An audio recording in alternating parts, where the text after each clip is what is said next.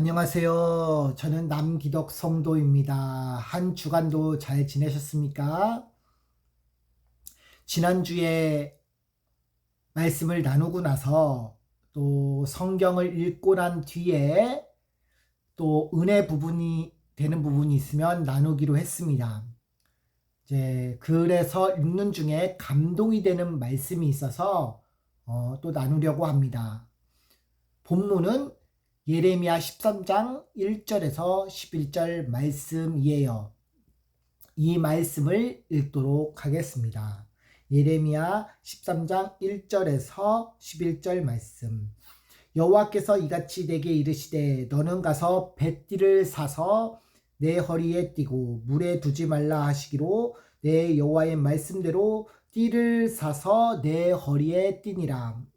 여호와의 말씀이 다시 내게 임하니라. 가라사대 너는 사서 내 허리에 띈 띠를 가지고 일어나 유브라데로 가서 거기서 그것을 바위 틈에 감추니라 하시기로 내가 여호와께서 내게 명하신 대로 가서 그것을 유브라할 때 물가에 감추니라.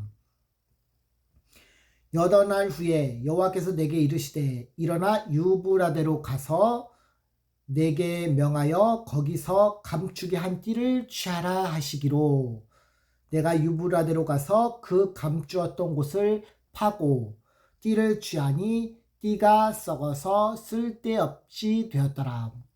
여호와의 말씀이 내게 임하니라. 가라사대 나 여호와가 말하노라. 내가 유다의 교만과 예루살렘의 교만을 이같이 썩게 하리라. 이 악한 백성이 내 말을 듣기를 거절하고 그 마음에 간팍한 대로 행하며 다른 신들을 쫓아 그를 섬기며 그에게 절하니 그들이 이 띠에 쓸데없인 같이 되리라. 나 여호와가 말하노라. 띠가 사람의 허리에 속한 같이 내가 이스라엘의 온 집과 유다의 온 집으로 내게 속하게 하여 그들로 내 백성이 되게 하며 내 이름으로 칭혜와 영광이 되게 하려 하였으나 그들이 듣지 아니하였느니라.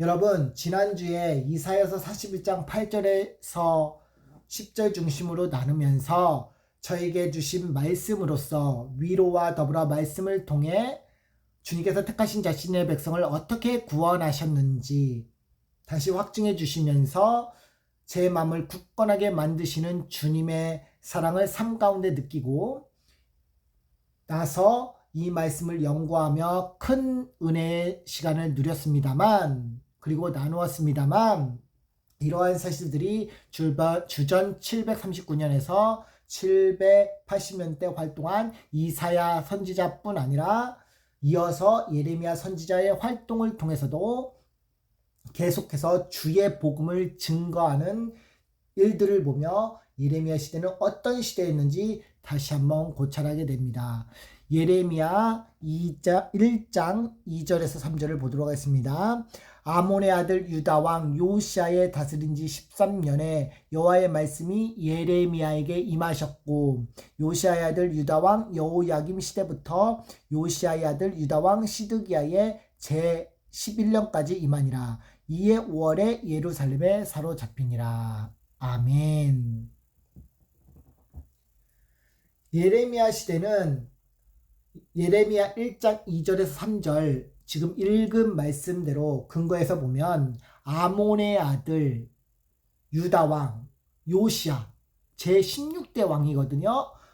그 요시야가 다스린 지 13년 때부터 예레미야에게 임하여 요시야의 아들 유다왕 시드기야 유다의 마지막 20대 왕입니다. 그 왕 때까지 통상적으로 예레미야 활동 시기를 주전 627년에서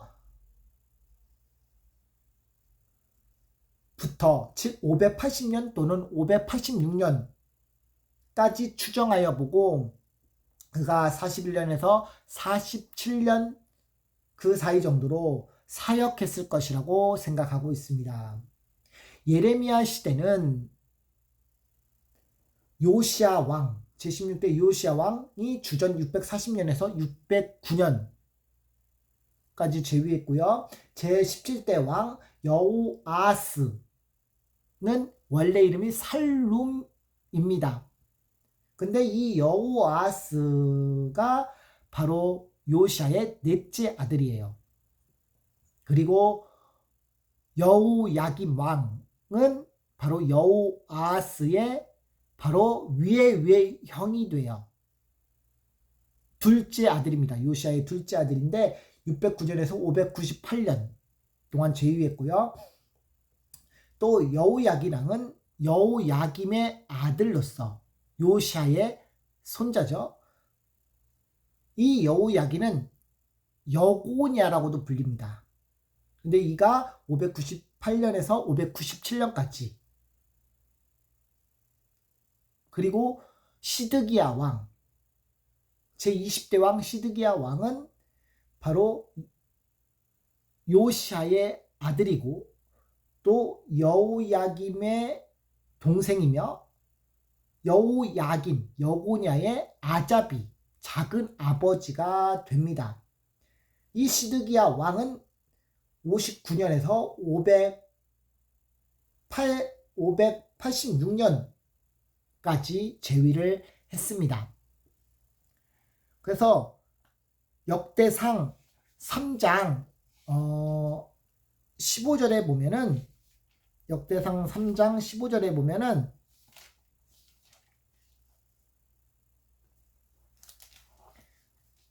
요시아의 아들들은 맏아들 요하난과 둘째 여호야김과 셋째 시드기야와 넷째 살룸, 여호아스죠. 그리고 16절 여호야김 아들들은 그의 아들 여호야긴입니다. 그의 아들 시드기야와 사로잡혀간 여고냐의 아들들은 그의 아들 스알디엘과 라고 되어 있어요. 여기서 지금 20대 마지막 왕 시드기야는 16절에 나타날 시드기야입니다.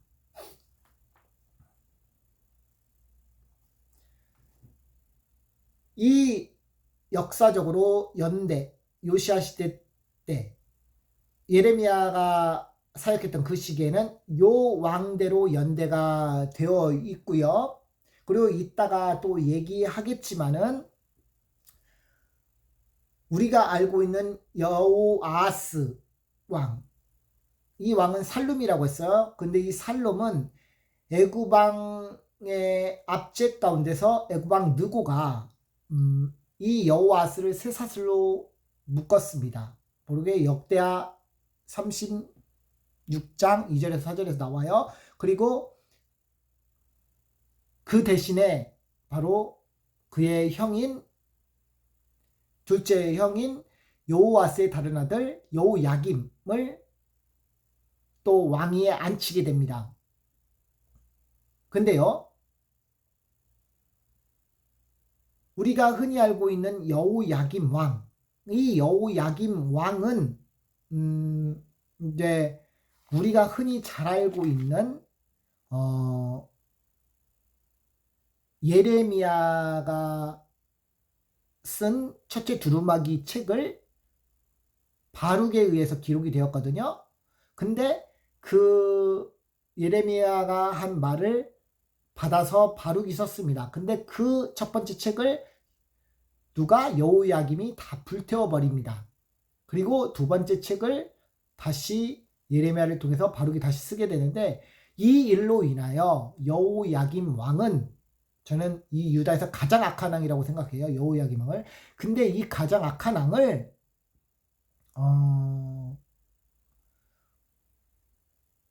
이렇게 말씀합니다.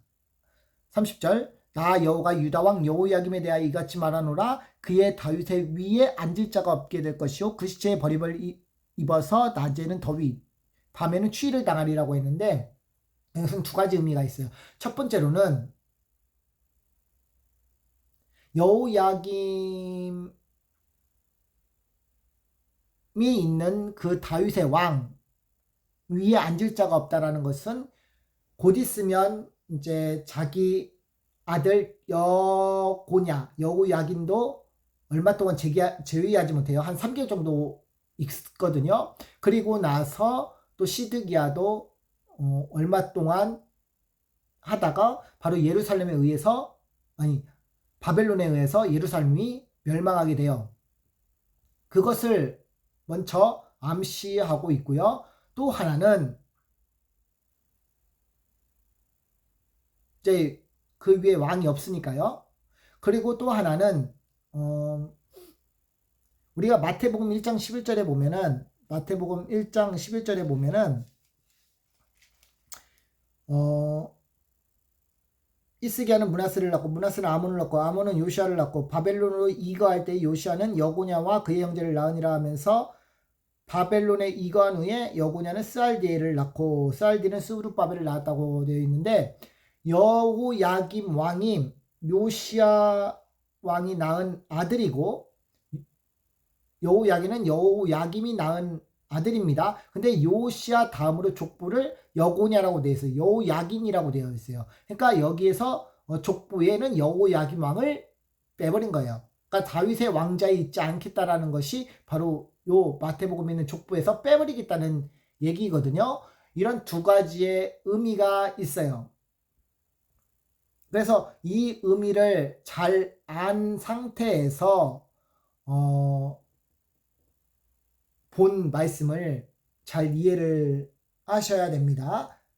그리고 그가 이 왕들이 제한 기간에 걸쳐서 이 연대를 걸쳐서 계속 활동하였는데 그가 활동하는 시기에는 모든 국가들이 안 좋은 상황이었고 유다 자신도 매우 위태로운 풍정등화와 같은 처지에 놓여있던 국가 혼란기 때라고 보는 이때에 예레미야를 부른 거예요.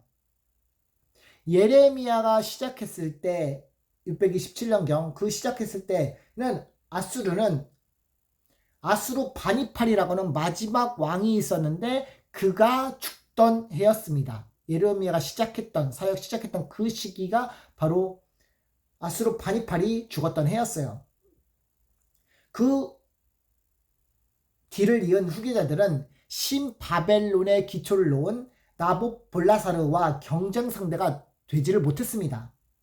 예레미야가 등장한 후 15년 후 612년경에 바벨론과 메대의 연합군에 의해 아수르인 수도인 니느웨가 멸망하게 됩니다.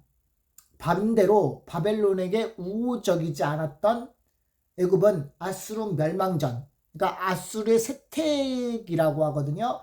627년에서 624년경 이때에 아수르를 도왔고요. 또 나봇볼라사르의 세력의 확장을 저지하기 위해 애를 썼습니다. 이런 애굽의 생각과 정책은 후에 우리가 잘 아는 아수르의 멸망 뒤에 니느웨의 탈환을 돕고자 북진했던 흔히 말하는 무기토 전투, 너무 유명한 무기토 전투, 그 무기토 전투에서 유다 왕 요시야 왕을 죽입니다. 열왕기하 23장 28절에 30절, 또 열왕기하 24장 7절까지를 한번 쭉 보세요. 그리고 역대하 35장 20절에서 24절도 보시고요.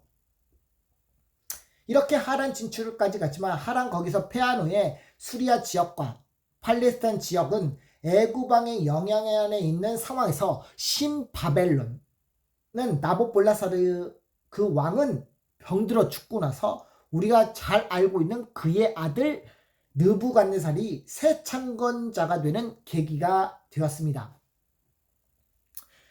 이 느부갓네살 왕은요, 애굽왕 영향 아래 들어가 있는 지역을 원치 않았어요. 그래서 유다왕 여호야김 4년에 이제 주전 605년경이죠. 이 주전 605년경에 아수르가 멸망 후 7년입니다. 예레미야가 사역한 지 22년째가 되던 해였어요. 그때 하란 서쪽에 있는 갈그미스에서 애굽왕 느고를 격파시킵니다. 애굽과 아수르의 동맹은 갈기미스에서 패하여 하맛에 이르러 전열을 재정비하고자 하였으나 바벨론 군대를 전멸하였습니다. 그리고 601년경에 여호야김 왕은 예레미야 경우에도 애굽과의 동맹을 하게 됩니다. 예레미야 22장 13절에서 17절을 보세요. 이 사실을 아는 바벨론은 유다의 약점을 잡고 있었습니다. 왜? 바벨론이나 이런 아수르에 우호적이지 않았던 게 바로 애굽이었거든요. 적대국이었어요. 반면 강대국이었고, 그러다 보니까 이 빌미로 유다를 약점을 잡고 유다를 침입하게 됩니다. 이때는 2차 침입이에요. 그때가 598년에서 597년입니다. 이때 여호야긴 왕은 여호야긴을 폐위시키고 마지막 시드기야 왕을 세우게 되는 과정 가운데 유다의 세력을 쇠퇴하게 되고 586년경에 바벨론의 마지막 3차 침입으로 인해서 예루살렘이 함락되게 됩니다. 이게 열왕기하 25장 이후에 나옵니다. 그리고 나서 그달리아를 세우게 돼요. 그리고 그러나 얼마 가지 않아서 589년경에 그달리아는 죽게 됩니다. 예레미야 40장부터 13절 그리고 41장 15절까지 참조해보세요. 거기에 다 상세하게 나옵니다. 지금 열왕기하고 이렇게 참조를 했는데요. 열왕기하는 예레미야가 기록한 책이라고 흔히 알려져 있습니다. 그리고 사무엘하 같은 경우는 갓이나 나단이 적었다고 하고 있고요. 그리고 사무엘상은 사무엘이 사사기와 함께 기록한 것으로 알고 있어요. 그래서 열왕기에 있는 상하를 인용하게 된 겁니다. 예레미야는 이때 그리고 애굽에 가게 되었어요. 그 다음에 이런 역사적인 배경 가운데 본문 예레미야 13장 1절에서 12절을 통해 썩은 베티가 주는 의미를 상고하고자 합니다. 이에 앞서 솔로몬 이후 남북 변열과 함께 남유다의 역사 속에서 여러 번 종교 타락과 개혁이 있었는데 예레미야의 초기 사역 때 620년에서 621년경 정도 그때 6년 정도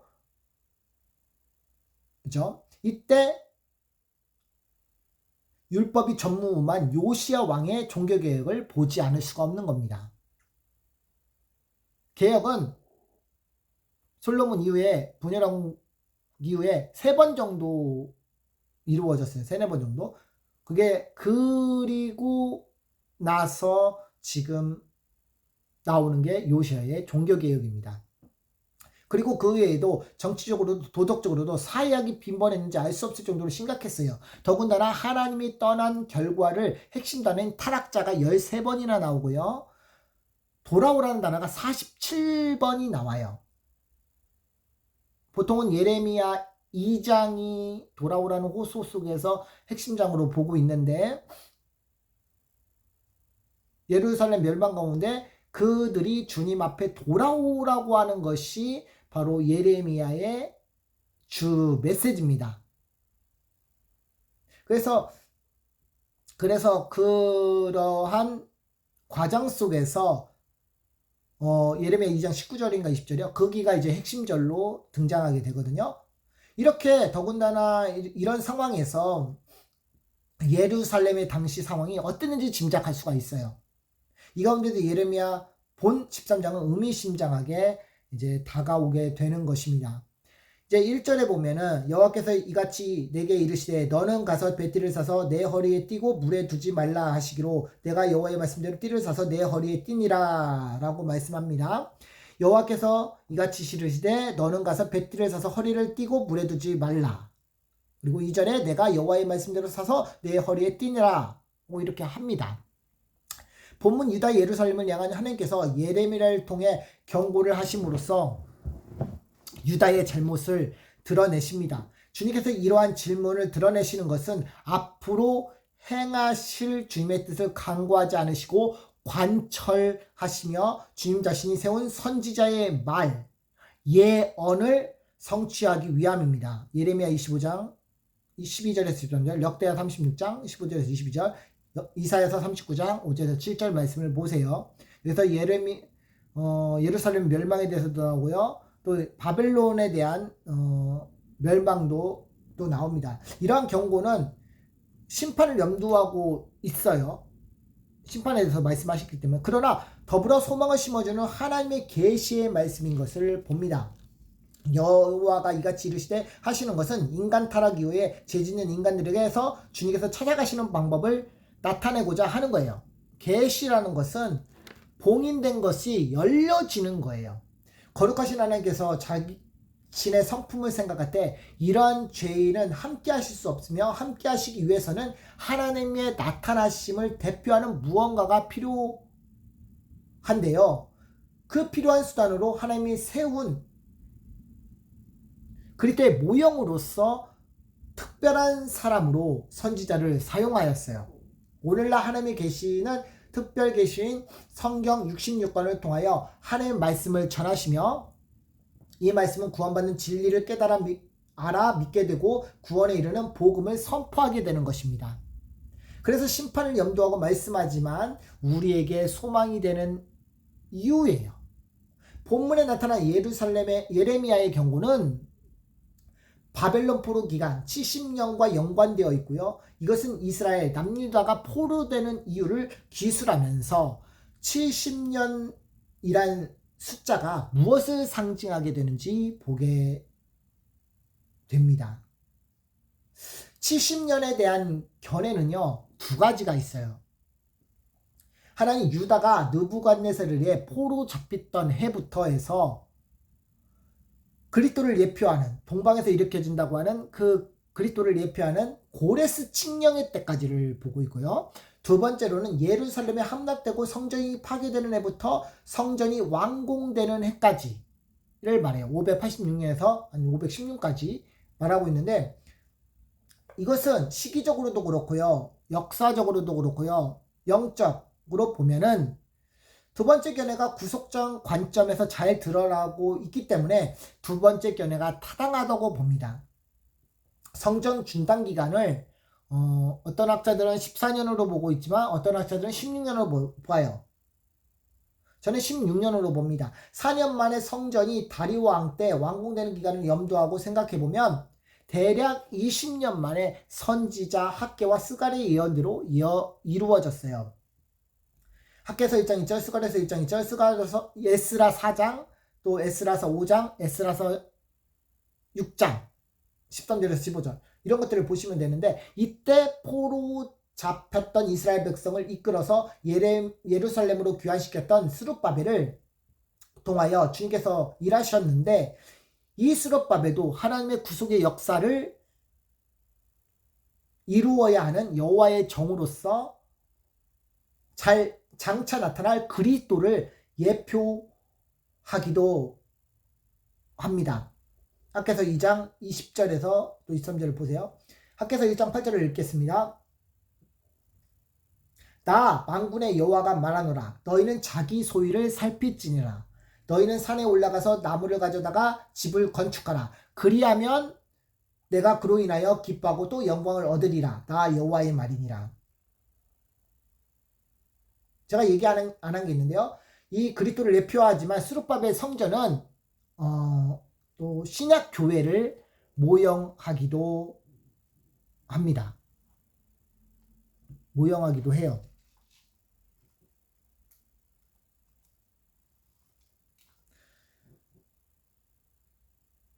이때 당시 우리가 스룹바벨 성전의 모습을 보면은 솔로몬 시대의 원로들은 이 스룹바벨 성전을 지어놓고 보고서나 슬피 울었다고 해요. 젊은이들은 좋아했는데 슬피 울었다고 해요. 그만큼 솔로몬 성전이 얼마나 화려했는지를 당시에 어땠는지를 볼 수가 있어요. 중요한 게 그 전의 성전이었던 솔로몬 성전과 후의 스룹바벨 성전의 차이가 뭐냐면은 스룹바벨 성전에는 언약궤가 없다는 겁니다. 언약궤가 없어요.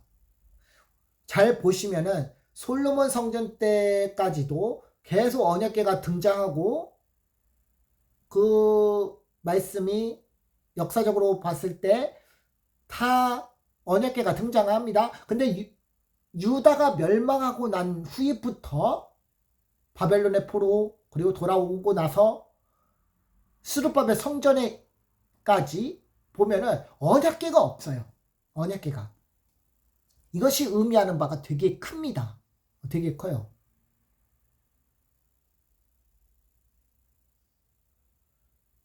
왜냐하면 스룹바벨은 예수 그리스도를 예표하고 스룹바벨 성전은 신약교회를 모형하기 때문입니다.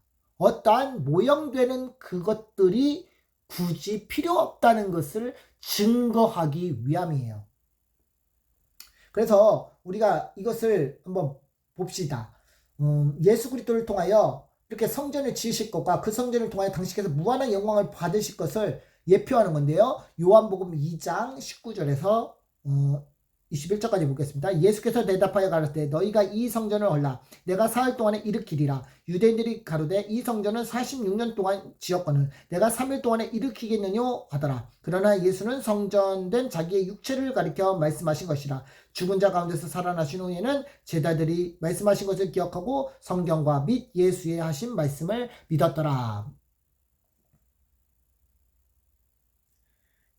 고린도전서 3장 16절에서 17절을 참조하세요. 우리의 교회의 핵심은 예수님의 십자가 부활입니다. 예수 그리스도의 그 십자가와 그 성전 되신 예수 그리스도 통해서 우리가 성전되었음을 우리가 기억을 하셔야 돼요. 여하튼 포로 기간 70년 동안 돌아와서 이스라엘이 포로된 이유는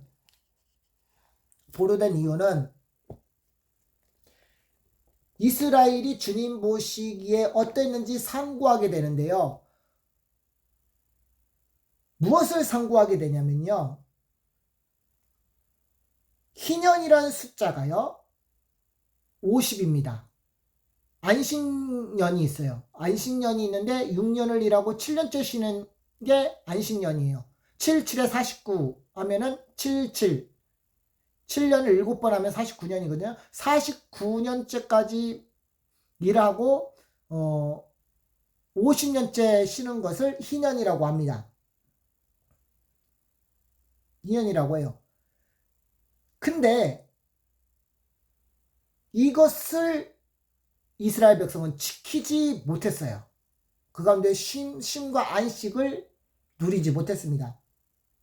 그래서 그 희년의 숫자 50하고요. 성전 중단 기간이 16년이죠. 그리고 재건된 기간이 4년입니다.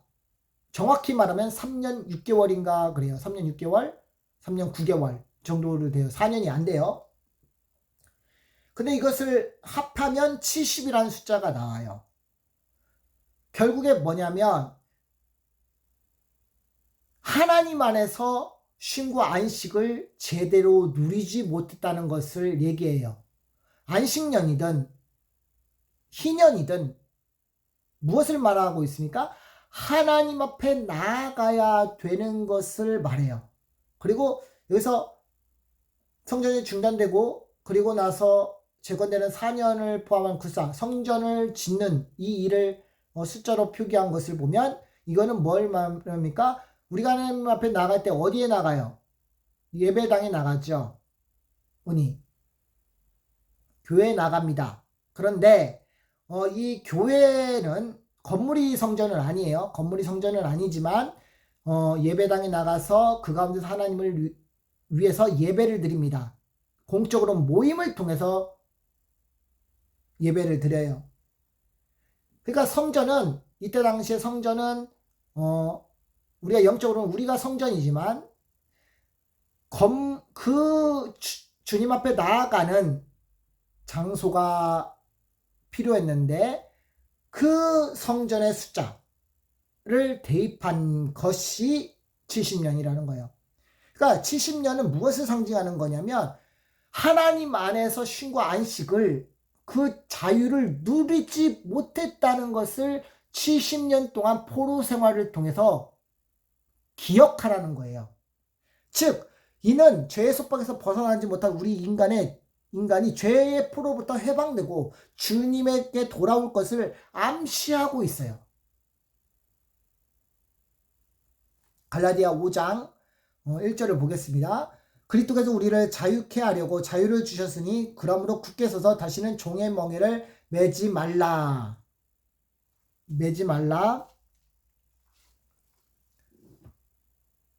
말씀합니다. 예수 그리스도의 십자가로 인해 자유하게 되었는데 이것이 온전한 율법이 되어서 말씀이 되어서 그분이 주신 말씀의 권위와 그리스도의 말씀의 그 가르침이 율법의 매임이 아닌 합법적, 법적 선언, 칭의로 의한 법적 선언이 예수 믿는 우리에게는 서로 사랑하는 새 계명을 따라 살도록 은혜를 베푸셨음을 시사해 줍니다.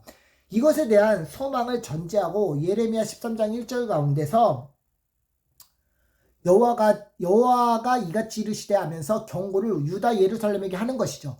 주님은 예레미야에게 배띠를 사서 예레미야 자신에게 허리를 띠라고 말씀하십니다. 그래서 배는 히브리어 피티시입니다.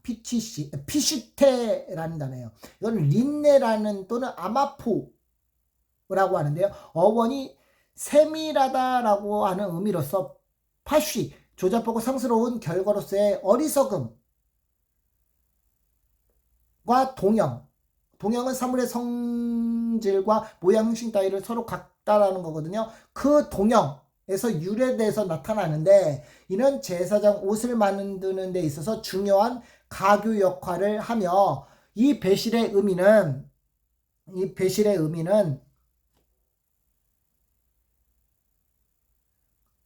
의미하는 바와 그 가치를 생각해 볼 때에 예수 그리스도께서 죄 있는 인간의 심각성을 보시고 이를 해결하시기 위해 하나님과 인간 사이의 중보자로서 그 연결하는 솜씨를 짜시기 위하여 이 땅의 말씀의 육신으로 오셔서 우리 가운데 거하심에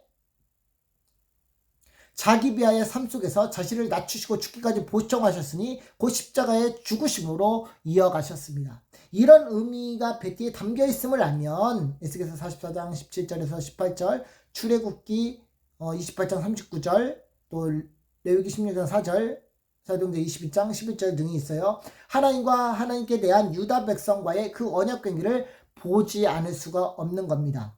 선지자였던 예레미야가 이 배띠를 허리에 띠고 2절 이 띠를 사서 내 허리에 띠라는 것은 선지자들이 특히 16째 선지자였던 예레미야가 해야 할 일을 명확히 설명해 주고 있다라는 거예요.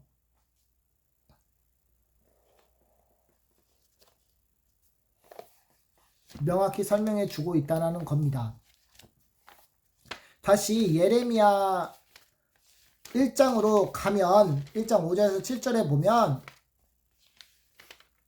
1장 5절에서 7절에 보면 내가 너를 복중에서 짓기도 전에 너를 알았고 내가 태에서 나오기 전에서 너를 구별하였고 너를 열방의 선지자로 세워놓으라 하시기로 내가 가로되 슬프소서이다. 주 여호와여 보소서 나의 아이라 말할 줄을 알지 못하나이다. 여호와께서 내게 이르시되 너는 아이라 하지 말고 내가 너를 누구에게 보내든지 너는 가며 내가 내게 무엇을 명하든지 너는 말할지니라 라고 되어 있는데 예레미야를 부르신 목적을 우리가 발견합니다. 예레미야 선지자 여러분 떠오르는 신약의 사람이 있어요. 바로 바울입니다. 예레미야는 뭐라고 되어 있어요? 열방의 선지자로 세워놓으라. 열방의 선지자요. 바울은요 뭡니까? 이방인의 사도. 열방의 사도입니다. 뭐가 같냐면 갈레데 1장 15절에 나타난 말씀대로 내 어머니 돼서부터 나를 택정하시고 은혜로 나를 부르신 이가 그 아들 이방인에게 전하게 하시기 위하여 그를 내 속에서 나타내시기를 기뻐하실 때에 내가 곧 혈육과 의논하지 아니하고 라고 갈라디아 1장 15절에서 16절은 말씀합니다. 즉 복음 전하는 자는 사역자로서 구별하여서 열방의 복음의 제사장으로서 직분을 주님께서 감당하게 하셨다는 점이에요. 로마서 15장 16절을 참조해서 보면은 이 은혜는 곧 나로 이방인을 위하여 그리스도 예수의 일꾼이 되어 하나님의 복음을 제사장 직분을 하게 하사 이방인을 제물로 드리는 것은 성령 안에서 거룩하게 받으실 만하게 하려 하심이라고 되어 있어요. 바울은 제사장으로서 의무는 레위 족속의 직무의 의미와 달랐어요. 하나님의 복음, 유앙겔리온, 그것의 제사장. 제사장은 히에롤게우거든요. 히에론 성소와 엘고온 노역이라고 하는 합성어에서 왔습니다. 그 직무, 보통 성정사역자를 의미하는데요. 이것은 구약의 레위인들을 통한 제사장으로서 제사를 드리는 상태로서 의미가 아닙니다. 그 모형적인 의미가 아니에요. 이 말에는 이방인의 제물을 드리는 헬라어로 프로스포라 구상명소로 되어 있거든. 피 없는 봉헌, 피 없는 제사, 의식, 그리고 희생을 얘기합니다. 히브리서 10장 5절, 10편 40장 6절 8절을 보세요.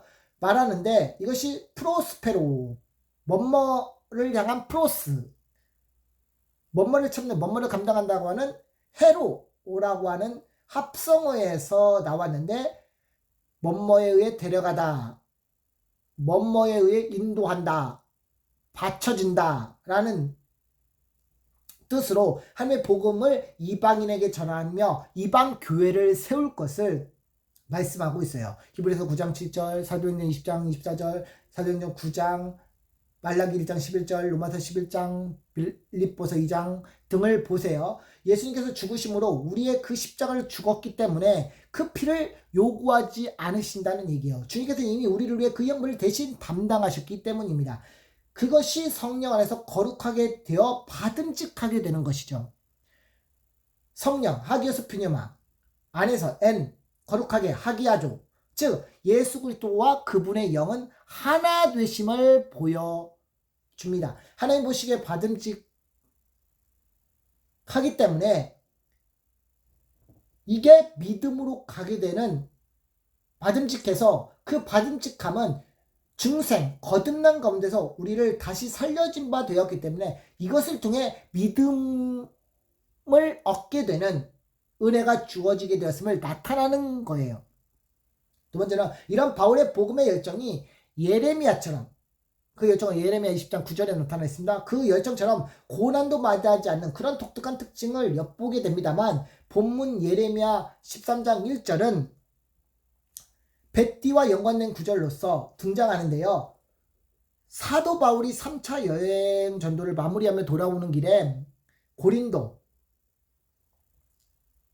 아가야라고 하는 고린도, 아가야는 지방입니다. 고린도, 일루니곤, 마게도냐도 지방이에요. 마게도냐, 그리고 데살로니가, 빌립보, 드로아, 아소, 미두둘레를 거쳐 밀레도까지 가서 에베소 장로를 만나고 바다라, 또 두로, 가이사랴, 예루살렘에 이어지는 경로를 우리가 봅니다만 무엇보다 밀레도에서 가이사랴까지 이르렀을 때 전도자 빌립이 이제 사도행전 8장에 사마리아인들에게 복음을 전하고 에디아페네시 간다게에게 복음을 전하는, 그래서 이사야서 53장 풀어주는 그 빌립의 집에 있었고 딸도 넷이 있었는데 다 예언자였어요. 그런 집에 유하여 여러 날이 있었는데 선지자 아가보라고 하는 이가 유대에 와서 바울의 그 띠를 가져다가 자기 수족을 잡아매고 말하며 성령이 말씀하시기를 예루살렘에서 유대인들이 이같이 이 띠의 임자를 결박하여 이방인의 손에서 넘겨주리라 한 말을 바울의 일행이 듣고 예루살렘으로 돌아가지 말 것을 권합니다. 아가모라는 사람은 사도행전 11장 27절에서 28절을 보면은, 또 사도행전 10장 28절에 보면은 이제 초대교회가 인정한 선지자였어요. 사도행전 13장 12절에 또 이제 초대교회 선지자들이 있었다고 얘기를 하거든요. 근데 초대교회 선지자들이 인정했던 선지자 중에 한 사람이었어요. 아가보는. 그 점을 알고 계시고요. 그렇게 돌아가지 말 것을 권하는 가운데, 그러나 13절 바울이 대답하되 너희가 어찌하여 울어 주 예수의 이름으로 결박할 뿐 아니라 예루살렘에서 죽을 각오도 하였느라 하였습니다. 이게 사도행전 22장 24절에서 25절에 나타나 있어요. 선지자라고 하는 뜻은요, 프로페테스라는 말인데요, 예언자, 미리 말하는 자로서 전에 약속된 일들을 증언하는 사람이 선지자예요. 이런 선지자의 증언은 하나님께서 자신의 백성과 언약하신 그 관계로서 주어진 약속을 통해 장차 이루어질 일들을 예언하는 사명을 받았고요. 이런 근거의 말씀이 마태복음 2장 17절, 사도행전 3장 18절, 로마서 1장 2절, 로마서 3장, 고린도전서 12장, 히브리서 1장 1절, 베드로전서 1장 17절 등이 있는데요. 그 증거로서 주님의 몸된 교회를 세우시게 될 것을 말하셨을 뿐 아니라 그리스도를 위하여 남은 고난을 그의 몸된 교회를 위하여 내 육체에 채우노라고 하신 골로새서 1장 24절 말씀을 예수님이 십자가에서 이루신 사실뿐 아니라 더 나아가 복음의 제사장으로서 받은 직무의 표시로서 그 띠를 둘렀던 거예요. 그래서 예수님 믿는 모두가 좁은 길 십자가의 길을 따라가야 되는 것임을 더 확실히 증명해 주고 있어요. 마태복음 7장 13절에서 14절 볼까요? 좁은 문으로 들어가라. 멸망으로 인도하는 문은 크고 그 길이 넓어 그 길로 들어가는 자는 많고 생명으로 인도하는 문은 좁고 길이 협착하여 찾는 이가 적음이니라. 여기서는 좁은 문이라고 하는 것은 예수 그리스도 통해서 생명을 얻게 된다는 얘기예요. 좁은 길은 그 예수 믿는 자가 가는 길을 좁은 길이라고 합니다. 그래서 떨어질 수가 없는 거예요. 그리고 마태복음 16장 24절에서 28절을 보세요. 때는 그래서 이사야 선지자 에스겔도 그 예언으로 인해 상징적으로 그런 동작과 행동을 했었고요. 이것은 복음의 진수를 보여주는 특징입니다. 에스겔서 4장 1절은 예루살렘 멸망 앞에서 미리 그 멸망에 대한 것들을 에스겔서리 시험하는 동작을 보였어요. 그리고 이사야서 20장 2절에 보면은 바벨론 포로에 대한 사실을 언급하기 위해서 3년 동안 이사야가 벗은 몸으로 수치된 모습으로 돌아다니는 동작을 보였습니다. 얼마나 수치스러운 일인지를 보여주고 있어요. 이제 포로로 잡혀갔다는 것은 죄의 포로로 잡혀가는 것들을 묘사해 주고 있기 때문에 더욱 그런 거예요. 이런 점은 죄에 대한 하나님의 공의의 심판을 보게 하며 주님께서 이 가운데서 어떻게 구원하실 것인지 선지자를 통하여서 잘 드러나 있는 것을 알게 됩니다. 본문으로 다시 와서 이 띠를 허리에 띈 예레미야에게 3절 다시 말씀이 성령을 통하여 임하시며 또 4절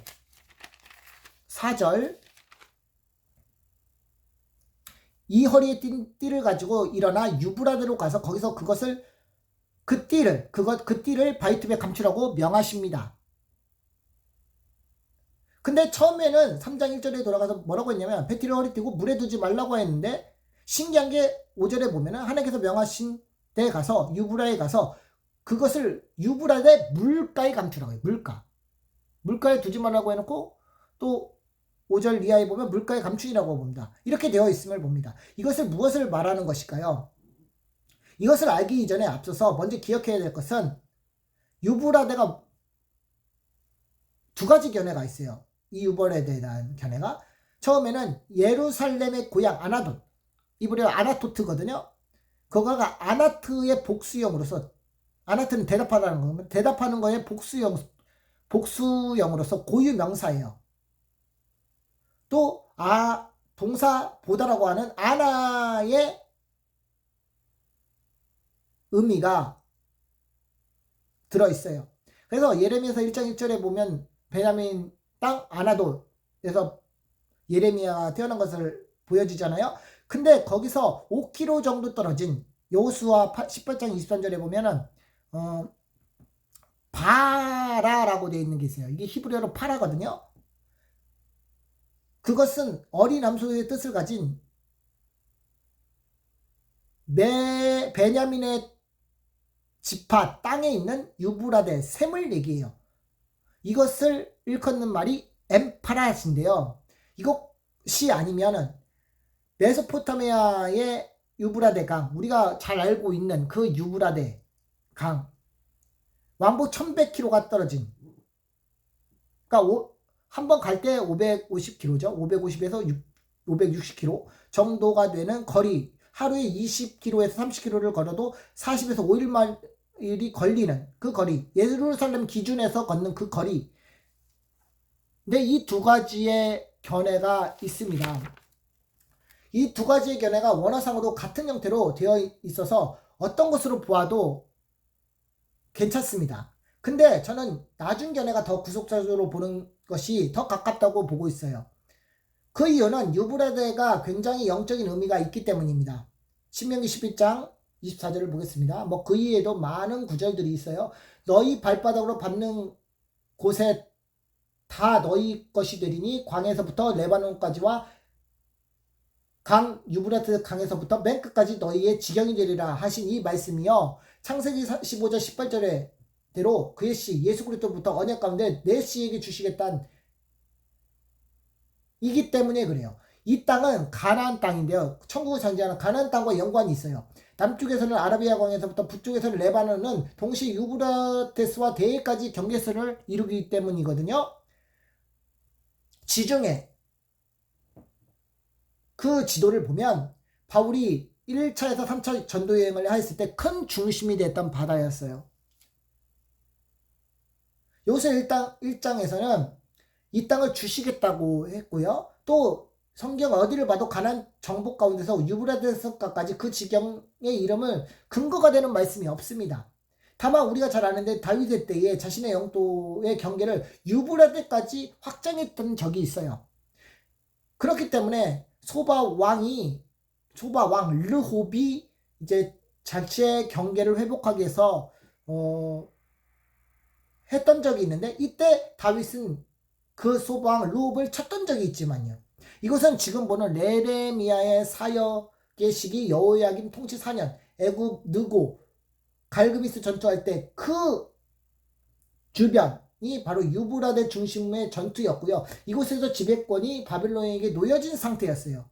예레미야 46장 2절을 보세요. 왕하 24장 7절을 보세요. 그 이후에는 없습니다. 그리고 이 주중의 연안 중심이 된 큰 바다라는 것과 더 나아가 주님의 복음을 땅끝까지 전하기 위한 전략지 연구충지라고 봅니다. 유브라데는 돌질이란 페라트라는 뜻에서 왔는데 하나님의 지경을 넓히기 위한 돌진해야만 하는 장소로서 그 장소가 물가, 감추는 타만이거든요. 동사. 위에서 덮어서 감춘다라는 거예요. 그런 의미가 있는 감춘이라고 하는 그 의미대로 물가에 들어간다라는 행위는 그 띠가 물가에 비밀리에 감추어졌다는 것은 하나님을 떠나서 죽어있는 하나님 백성 이스라엘로서 하나님의 그 언약을 망각하고 주님께 돌아오지 않는 믿음을 저버린 이스라엘의 모습을 가리킵니다. 예레미야 51장 50절, 이사야서 7장 9절, 계시록 18장 21절을 보세요. 계시록 18장 21절을 한번 보겠습니다.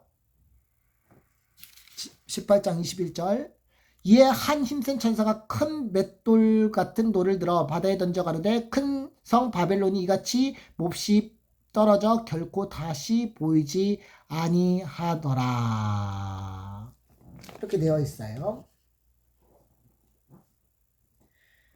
바벨론, 아수르, 바벨론 이런 멸망은 세상 나라의 멸망을 가리키는데요. 죽어있는 하나님의 백성이 심판을 하셔서 깨닫게 하시고 주님께 돌아오게 하실 약속까지 염두하고 있는 겁니다. 그래서 처음 예레미야 13장 1절에 물에 두지 말라는 이유가 바로 그 띠를 세상 가운데 두지 않으므로 유다는 세상에 속한 것이 아닌 하나님께 원래 속한 존재임을 드러내는 거예요. 본문 11절을 한번 보세요. 그리고 유다가 벳띠를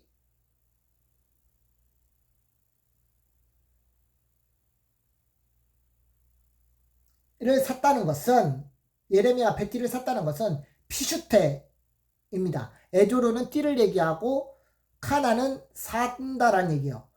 이거는 둘러 묶어진 속박된 것을 바로 세운다는 말이에요. 그 묶여진 것으로부터 속박된 것으로부터 바로 세워진 구하여진 일로 복음이 그 값을 주고 산 예수 그리스도의 피값을 상응하여 그와 관계된 그 어울려짐 속에서 허리를 두름으로 하나님의 능력이 선지자가 증언하는 복음으로 나타나기 때문에 물에 두르지 말아야 되는 것이었습니다.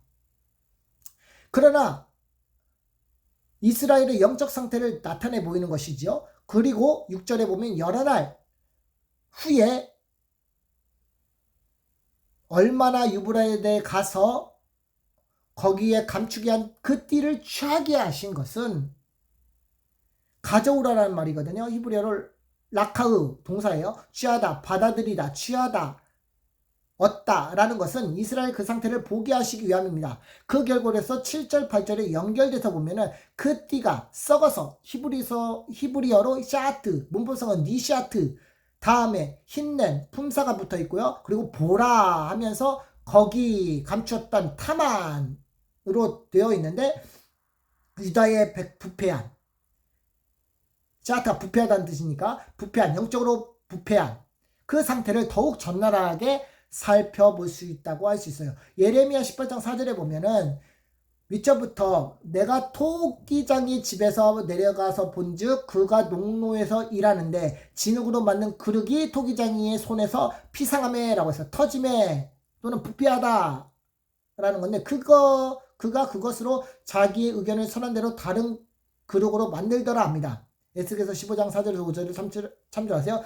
여기서 두 끝을 붙어 사른다는 것이 있는데 북이스라엘 심판과 함께 남유다도 애굽 압제를 받고 그 가운데 예루살렘도 바벨론에 의하여 침략을 받으며 이는 부패한 걸로 하나님의 심판으로 버림받은 쓸데없이 되었음을 알게 되는 것 같습니다. 그러니까 본 예레미야 13장을 쭉 읽어보면요, 바벨론의 멸망에 대해서 바벨론에서 멸망될 것을 예고하고 있어요. 이러한 공의로우신 하나님의 속성으로 당연한 결론이고요. 그 측면에서 예레미야서 18장 4절은 토기장이 손에서 터졌다는 말은 이스라엘 백성의 죄의 결과로서 드러난 것이지 토기장이 자체가 문제가 아닌 거예요. 그러나 9절 샤트 부패하다라고 붙어 있는데 무엇 뒤에 붙어 있냐면 큰 교만 라브 기온을 이같이 카카라는 전후 문맥과 관련하여 바로 그렇게 의미하는 걸 얘기한 카카가 있는 가운데 진술되는 과정 속에서 나타나고 있다는 것이 중요합니다. 레위기 16장 19절을 보세요. 그래서 교만이라는 것은 올라가다, 영광을 받다라는 거거든요. 그 교만이 바벨론 포로 가운데 여러 강, 특히 강, 티브리스, 유브라데 강 및 여러 강들이 연결된 운하를 말해요. 그 연결된 여러 강변에서 시온을 자라크 동사 알아보기에 표시되는 그 상황 속에서 울었습니다. 한 주님은 그들을 낮추시게 하였어요. 시편 137편을 보면은 1, 2절은 공경을 읊조림을 말했고요.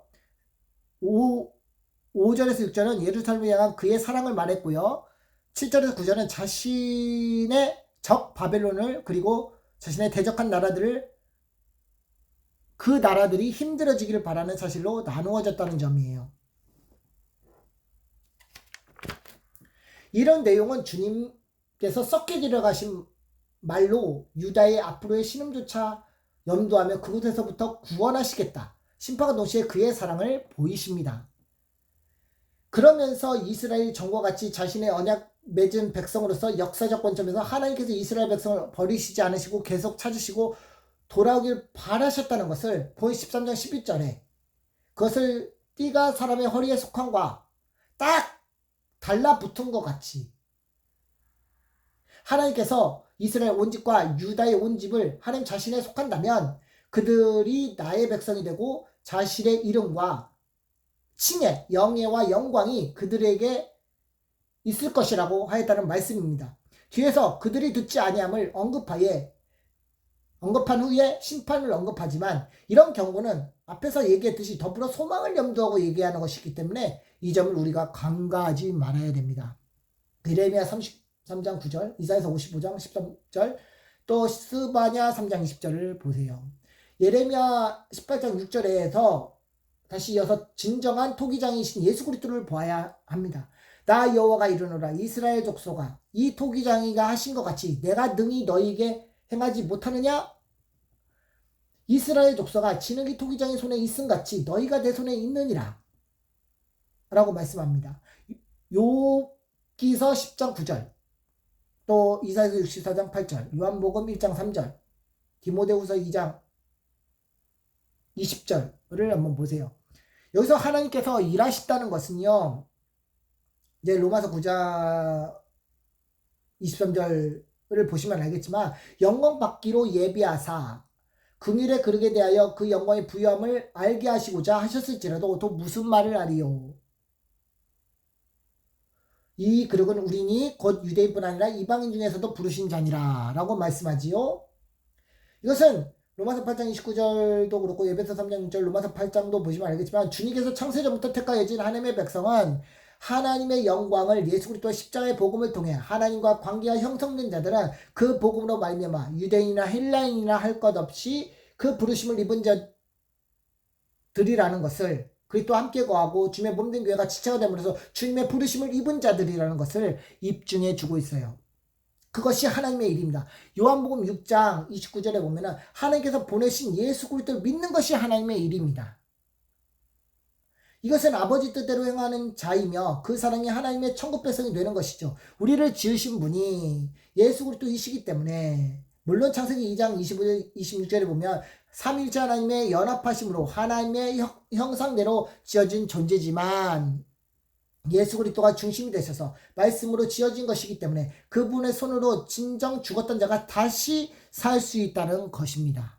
이런 하나님의 권능을 예레미야 14장 8절대로 이스라엘 소망이 되어 오셔서 곤란의 때에, 히브리어로 차라, 조여오는, 이게 차르 명사 여성형이거든. 좁고 비좁은이라는 것에서 왔어요. 상징적으로 고통을 묘사하고 있는데, 이러한 때에 구원, 야사, 열려있다, 넓다, 의롭다, 또 사역동사로는 자유롭게 되다 라고 하는 거거든요. 구원하실 때에 그분께서 예레미야 자신이 믿는 그 복음을 기대할 수밖에 없었습니다. 이제 시편 71편 5절에서 8절을 보겠습니다. 내가 모태에서부터 주 여호와여, 주는 나의 소망이시오. 나의 어릴 때부터 의지시라. 내가 모태에서부터 주의 붙드신 바 되었으며 내 어미의 때부터 주의 취하여 내신 바 되었사오니 나는 항상 주를 찬송하리로다. 나는 무리에게 이상함이 되었사오니 주는 나의 견고한 피난처시오니 주를 찬송함과 주를 존숭, 이거는 영광입니다. 존숭함과 영광함과 종교토록 내 입에 가득하리다 라는 말이에요. 그 가운데서 그의 기도는 유다 백성을 향한 도와주시는 그 탄원과 함께 탄식하며 유다를 버리시지 말 것을 요청하고 있어요. 출애굽기 29장 45에서 46절을 참조하세요. 또 다니엘서에 있는 9장 말씀, 에베소 3장 15절에서 16절 말씀, 시편 119편의 말씀, 신명기 16장 20절의 말씀을 참조하시면 됩니다. 하지만 하나님의 공의로우심은 그분이 재판 결과로서 우리는 심판과 형벌을 받아야 한다는 존재로서 벌하시리라고 하신 그 말씀을 하실 수밖에 없는 겁니다. 그러나 신명기 17장 1절을 보겠습니다. 무릇 흠이나 악질이나 우양을 내 하나님 여호와께 들을지라도 이는 하나님께서 가증한 것이 됨이니라 라는 말씀을 통해서 희생제사가 있어서도 중요한 것은 흠없는 제물을 머리에 얹음으로써 자신과 동물을 하나로 일체화시키고 자신이 가지고 있는 죄를 그 동물에게 안수하여 옮겨지는, 즉 죄의 전가를 통해서 예수 그리스도의 피로만이 우리의 죄를 담당하시고 대신 형벌하실 수 있음을 보게 됩니다. 예레미야 1장을 보세요. 그리고 그 가운데서 흘린 피는 제단 주위에 피를 뿌렸습니다. 그런 다음에 제물을 각 부위별로 각을 떼서 번제를 태워드리게 됩니다. 이것을 화제라고 해요. 화제. 히브리서 9장 12절에서 14절, 히브리서 10장 9절에서 14절, 또 히브리서 12장 24절 정도를 보시면 됩니다. 이것은 구약의 율법에 장차 오는 일의 그림자여 참 형상이 아니었으므로 그것으로 정결케 할 수 없으며 예수 그리스도가 실제 오심으로 자기를 단번에 들이심으로 우리가 거룩함에 얻게 되는 일을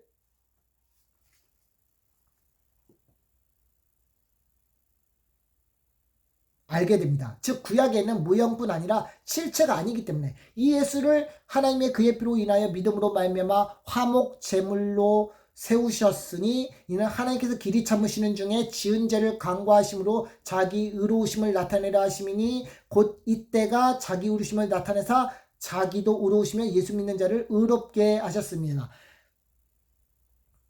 자기 지은 죄를 간과하심으로, 길이 참으시는 중에 지은 죄를 간과하심으로, 이 말씀이 참 중요해요. 이 말씀을 염두하세요. 그것 때 연관된 구절이 사도행전 17장 30절, 사도행전 14장 16절 이하의 말씀입니다. 에베소서 4장 18절에도 있어요. 이런 말씀은 구약시대에는 하나님께서 자신의 구원 계획 가운데 예수 그리스도를 보내실 것을 작정하셨기 때문에 길이 참으실 수 있었어요. 전에 지은 죄를 예수 그리스도 실체가 나타나실 때까지 넘기우신 사실이에요. 그래서 하나님이 자신의 공의를 높이신 거예요. 그리고 이 가운데서 하나님의 놀라우신 섭리를 보게 됩니다. 그 가운데서 하나님 사랑이 얼마나 깊고 넓은지 알 수가 있게 되었어요.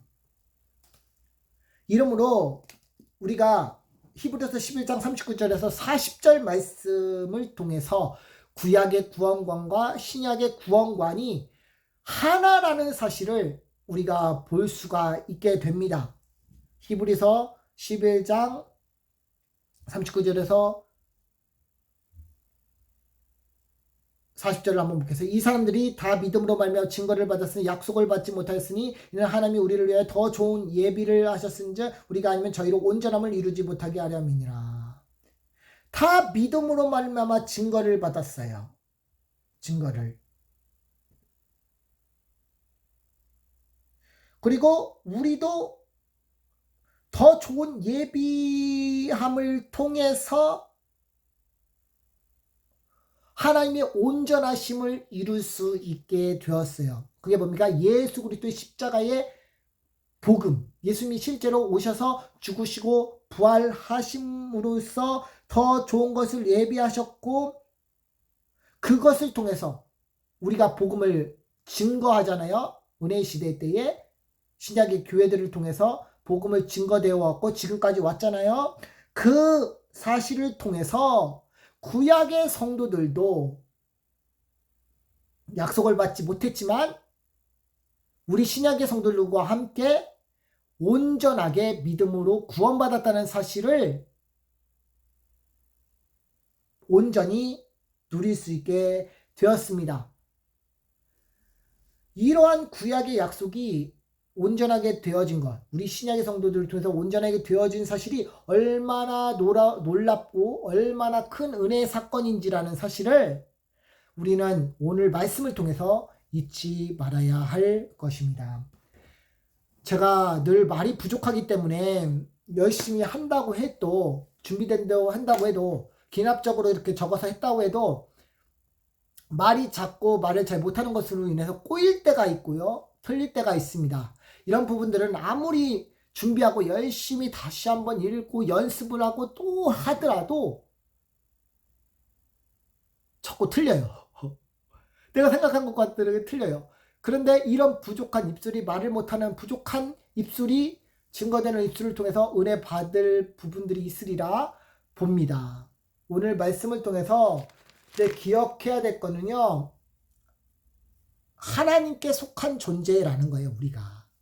근데 하나님을 떠나서 살지만 하나님을 떠나서 살 수 있는 존재는 아무도 없다라는 것을 인식해야 돼요. 결국에 주님의 택한 백성은 주님 앞으로 돌아오게 되어 있다라는 거예요. 근데 어떻게 돌아올 수 있느냐? 어떻게 돌아올 수 있느냐? 우리가 알고 있는 예수 그리스도의 복음을 통해서 예수님이 우리를 위해서 이 땅에 오신 사건들을 통해서 그리고 그 가운데서 대속적 삶을 사시고 대속적 죽음을 통해서 다 이루신 사실을 믿음으로 다시 오실 예수 그리스도를 소망하고 부활을 대망하는 가운데 진정한 소망은 하나님께 있다라는 사실을 이러한 상황 속에서 우리는 더욱더 목도해야 된다는 것을 느끼게 됩니다. 유다의 상황은 국가 내외적인 상황 속에서 보면은 굉장히 심각한 상황이었어요. 지금 우리 이 땅에 살고 있는 지금 현 시대에도 얼마나 힘든 시간들이 있습니까? 경제적으로도 정치적으로도 사회적으로도 얼마나 많은 악들을 행하는 시대 가운데 있어요. 많은 우상신들을 섬기고 있습니까? 차별금지법을 찬성하려는 시대, 그리고 계속 불법이 성하는 시대, 하나님 말씀에는 위반되지만 그것들을 자꾸 법제하려고 하는 시대, 사랑이 또 식어진 시대, 공동체가 공동체 되지는 못하는 시대, 자기 옳은 소견대로 행하지는 시대, 이 시대에 우리가 많은 문제들이 있고 회개를 촉구하지만 결국엔 돌아가야 될 것은 본질이라는 거죠. 다 이런 문제들 때문에, 그 문제의 기원이 뭡니까? 죄죠. 그 죄로 인해서 많은 문제가 발생됐어요. 그 문제의식 속에서 얼마나 우리의 죄의 심각성이, 예수님께서 이 땅에 오셔서 죽어야 할 만큼 얼마나 심각한지를 보셔야 되고, 그 가운데서 우리가 애통해야 되고, 하나님께 아뢰야 되고, 하나님께 모든 것을 맡기고 하나님의 주권에 의탁해야 되는 지, 우리는 더욱 이 시간을 통해서 절실히 절감해야 될 것입니다. 기도하고 마치도록 하겠습니다. 사랑이 많으신 하나님 아버지, 너무나도 부족한 사람이 하나님 아버지의 복음을 20시간, 30시간 뭐 할 것 없이 그렇게 종일 말씀을 준비하고 허리가 끊어질지라도 준비하면서 말씀의 은혜를 누렸고 나누었습니다. 들을 분들이 있을지 없을지는 잘 모르겠지만은 듣든지 안 듣든지 저에게는 너무나도 이 말씀이 저에게 크게 다가오므로 이 말씀이 더욱더 절실하고 그 가운데서 어떻게 하나님의 말씀 가운데서 어떻게 살아가야 될지 다시 한번 되돌아봅니다. 하나님께서 주님께서 말씀하신 그 말씀을 망각하고 하나님을 떠난 인간의 모습이 얼마나 참혹한지 알게 하시고, 우리가 주님 앞에 세우지 않으면 얼마나 우리가 타락할 수 있고 얼마나 잘못된 행동을 할 수 있고 얼마나 악한 존재인지를 이 시간 더욱더 깨닫게 하시고, 그러므로 인해서 주님 앞에서 한없이 낮아짐으로, 주님의 복음으로 인해서 낮아짐으로 하나님 아버지 늘 높은 곳을 향하여 가는 게 아니라 낮은 곳으로, 말석이 않는 그 추한 곳으로, 아무것이 없는 곳으로 내려갈 수 있도록 하여 주시옵소서. 많은 사람들은 유명한 자리, 좋은 자리, 자기가 맞는 사람들끼리 만나고 즐겨하고, 그러면서 크리스천이란 이름으로 간증을 하고 사역을 하고 그렇게 하고 있는 실정입니다. 하나님, 이런 시대에 주님의 말씀과 주님의 말씀에 반응하는 우리 모두가 되게 하여 주시옵소서. 사랑이 많으신 예수님의 이름으로 기도합니다. 아멘. 오늘 한 시간도 큰 은혜의 시간이었습니다. 여러분, 다음 주에는 모르겠습니다. 하여튼 감동되는 대로 성경 예레미야 마저 읽고, 그리고 또 에스겔서를 갈지 아니면 뭐 빌립보서를 갈지 모르겠지만 하나님이 주신 인도하신 가운데서 가고, 또 그 가운데서 하나님이 주신 말씀 안에서 계획들을 세우고, 또 그 안에서 할 일들을 하고, 또 직장을 다니는 부분들까지 주님의 섭리 속에서, 주님의 인도하신 가운데서 사람의 말을 듣지 말고 하나님 말에 기울여서 하나님이 움직이시는 방향대로 나아갈 수 있기를 소원합니다. 그러면서 그 가운데 주님을 예배하고 주님의 복음 증거하는 사명을 다 마치려 하는 그 과정 속에서 선한 싸움을 늘 싸워가는 제가 되기를 소원합니다. 감사합니다. 하나님께 영광 올려드립니다. 감사합니다.